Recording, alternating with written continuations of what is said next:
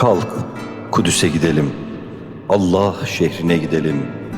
Rabbim bizi gözetsin, korusun, kollasın Kudüs hatırına. Kalbimizin ağrısı, başımızın ağrısı, ruhumuzun ağrısı hafiflesin şehre yaklaştıkça. Tarhana çorbası içer gibi içimize çekelim. Gökyüzünde yaratılıp yeryüzüne indirilen bu şehrin sokaklarını, Kudüs'ün bulutlarından tesbih yapıp Subhanallah çekelim. Peygamber sükûtuna erelim şehrin sokaklarında. Tur'a çıkalım. Bağıralım, bağıralım boğazımızı yırtarcasına. Rabbimiz, biz de aşk ehliyiz, bize de yüzünü göster. Tur dağı paramparça olsun. Kalbimiz paramparça olsun aşktan. Kalk, kalk Kudüs'e gidelim sevgilim.